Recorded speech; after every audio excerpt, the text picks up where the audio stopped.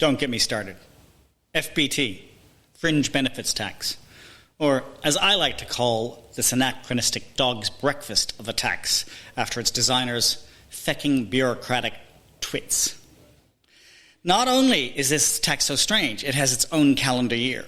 Not our calendar year, not our tax year to June 30th, not our Chinese year, but April to March.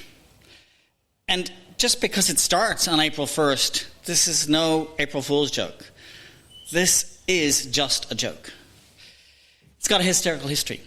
When it was first introduced, they started charging companies for their employees earning frequent flyer points. They charged employers for giving their employees Christmas parties. And they even charged employers for providing parking spaces to their employees. Actually, I forgot. They still charge for free parking, even if it's more than $200. Do not pass go. Do not collect $200. So not only is it the most regressive tax in Australia, but it's also the most paradoxical. It's regressive because for a $10 billion company paying a $1 million reinsurance sales director, for example, they will get charged the same for that director going out and having a $1,000 boozy thank you client lunch as for a $500,000 SME bootstrapped company whose $100,000 a year sales manager does 10 lunches to try and bring in the business. Both of those cases, expenditure $1,000, tax on top of that, $978.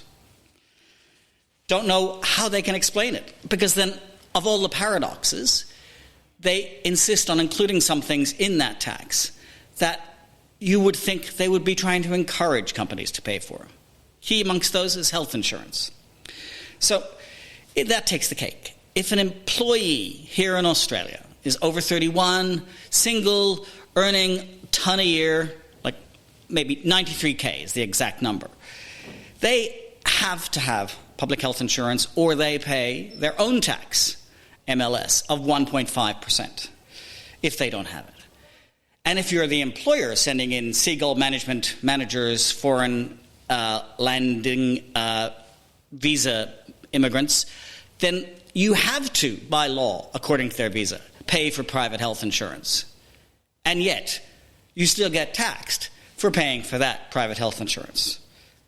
It doesn't make any sense. We talked before of what opportunities there are to do things legally. So my suggestion is run, do not walk away from this tax. If you have any structure in your place in terms of entertainment expenses or gifts to employees or staff, there are ways to structure it.